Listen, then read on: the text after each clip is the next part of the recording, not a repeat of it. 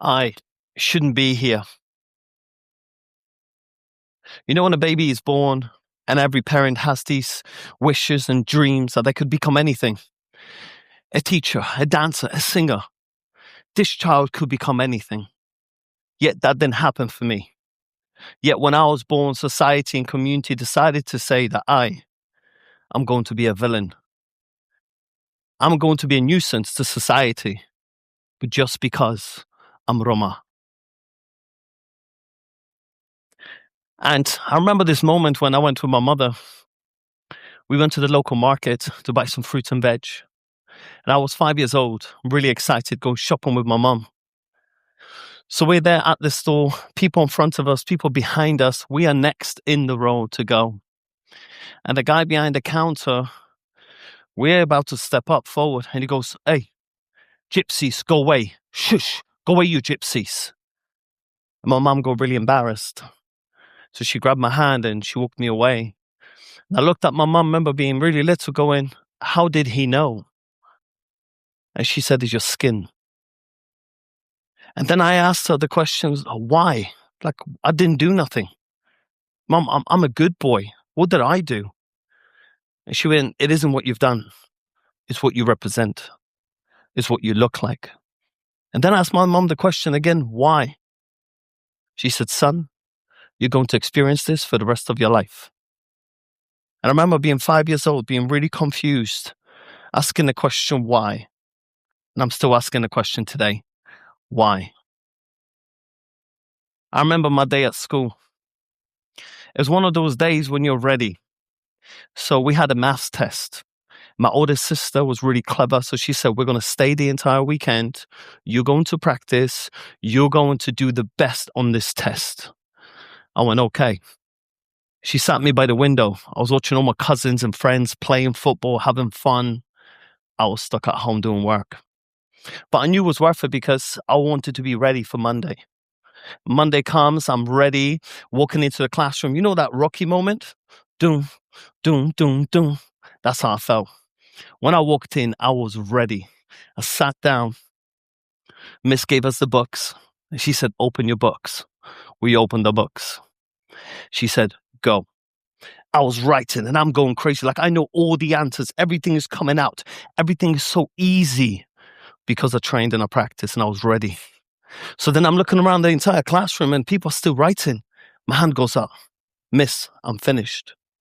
She comes up, picks up my book, opens the book, rips the book, hits me at the back of the head, and says, "Go to the front of the classroom." I remember looking at her thinking, was my work that bad? Did I get every answer wrong? She said, "Get to the front of the classroom." I got up, went to the front of the classroom. She said, "Turn around, face the wall." And then she spoke to all the other kids and said, "Don't be like him." I didn't understand what that meant. Don't be like him. I just didn't understand. So I didn't really get on in education. Then another experience of mine. I remember being home in the afternoon, watching TV. You know when you watch your favorite channel, you just don't want to leave because you're having a good time. My mum said, "Toby, you need to go shop." Now, in my culture, in the Roma culture, when your mother says something, you get up and you go. So I got up, went to the shop quickly. I'll run there because I wanted to get back to the TV. So as I ran to the shop, turned up, bought the bread, the milk, the butter, put it down, paid for it, grabbed the bag. I'm walking out the shop. And as I'm walking out the shop, I look up and there's 3 skinheads on the corner. My stomach dropped. I thought, oh no. So I went back to the shop. And what am I going to do now? So I stood there, got my courage together and said, well, if I go really quick and put my head down, they might not see me and I'll just get home. So I got myself to the shop and I got the courage up and I went, let's go quick. Got my bag in my hand and I'm walking out. As soon as I walked out, one of them shouted, "Tsigan." And all I remember is turning around. And as I turned around, I got hit. And the only thing I remember after that is waking up in hospital 3 months after that. I was in a coma. 3 grown men attacked me And I was just a little boy going home from taking the shopping for my mum. And these stories are really hard, but they're the truth of what happens in the world. But then sometimes beautiful things happen.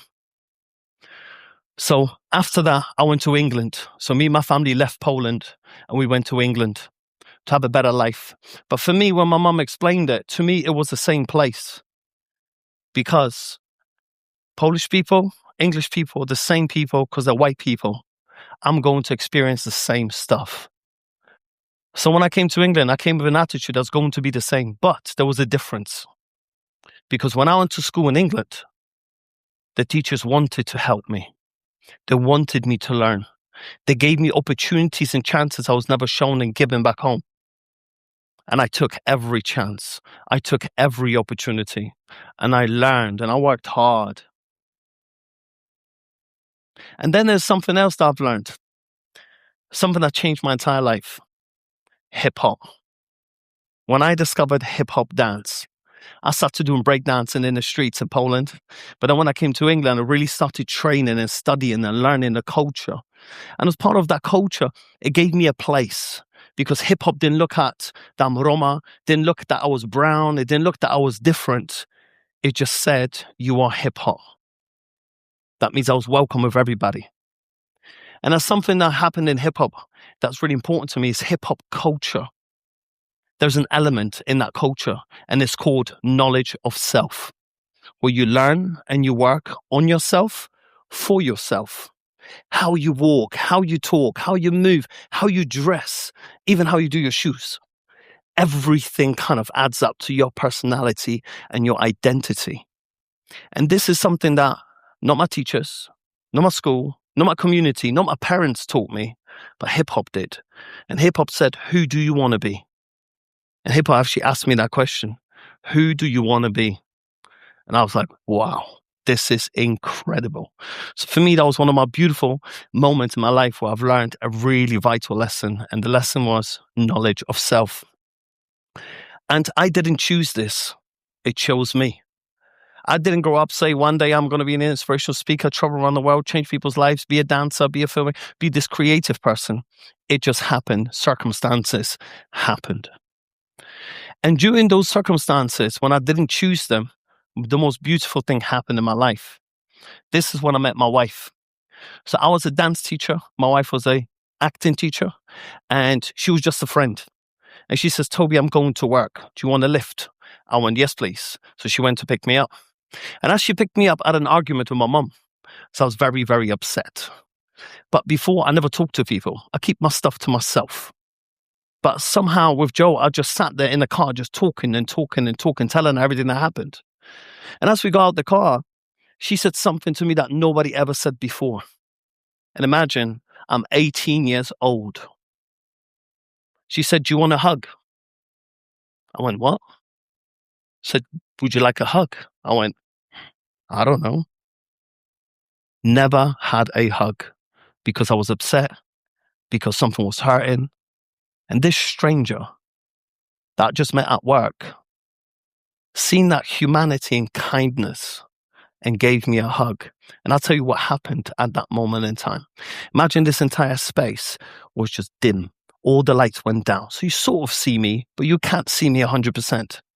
That's how I lived my life. My life, the world I was surrounded by was dim, was grey. Till Joe gave me that hug. And just like this, all the lights came on and I was like, wow, do people live like this? What, you can have that effect on another human being? You can make a human being feel like this? I was blown away. I discovered something brand new. And then part of that, I made it my mission to not allow other people feel what I felt when I was a kid. I made it my mission to help other people discover themselves, to help other people feel that love and that appreciation and acknowledgement. And today, I do this every single day. Now, one thing I would love to share with you is my 5 principles, to share how I do those things. And there are 5 elements, and they're part of hip-hop culture too. It's respect, peace, love, unity, and having fun. That's my 5 principles. Everything I do every single day is surrounded by those 5. That includes my children, includes my wife, includes my family, includes my colleagues, it includes everybody I work with. I always love to have fun. And I use these 5 principles because I think they're really important. And I give those to everyone I work with as a fundamental roots. These are your foundations that you build on. And anything and everything you love to build in your life, you build them with that, because that makes you a good person, makes you a good human. That's something that's really important to me. Share my knowledge, share my wisdom to create good humans. Now, as part of that, something that I experience a lot is this whole thing about genius. I believe that every human has a genius, but you just haven't discovered it yet. I believe due to culture, family, heritage, history, everything just is on top. One of the things I discovered, I took everything off and I looked at me. And I realized all those teachers, all those people that called me names, that attacked me and they weren't nice to me, they taught me an amazing lesson. They taught me what not to be. And I'm really grateful for that, because they taught me how not to be as a human being. And in that time, I discovered that I have a genius, but my genius is specific for me. My genius is about helping other people find their genius. And I do it in the most creative, crazy ways. But I love when you see a person, when they first time walk in, really scared, and after working with me for a bit, suddenly they're like looking, suddenly they're dancing, they're singing, they're opening the business, they're doing something crazy. They're interacting with the world because they're discovering their own genius. And one thing I'll say to you is this: I'm here. And they said I didn't belong. And since I didn't listen and I followed my intuition, my feelings, my dreams, I ended up with an MBE from the Queen of England. I ended up on Netflix. I've got an honorary fellowship degree. I ended up creating the Gorniak method, the first hip-hop PhD, and so many more awards, local, national, international. And all of that came from pain, because I never wanted to give up on me. And the one thing I'll tell you is this: I had one special person in my life that believed in me and still believes in me to today. She just literally messaged me. It's my wife. She believed that I have something. And the one thing it takes in the world, it just takes one person in the world to believe in you. So do you know what I'm going to give you today? I believe in you. I believe that you can become anything. I can believe that the dreams, the crazy, wild dreams you have, you can achieve them. I truly believe in you. And I hope that after today, once you leave, you take that courage and that bravery and you chase your dream and you discover your genius. So from me, what I'd like to say, thank you very much. My name is Toby Gorniak Romano Chavo Galiciaco. Thank you for listening. Thank you.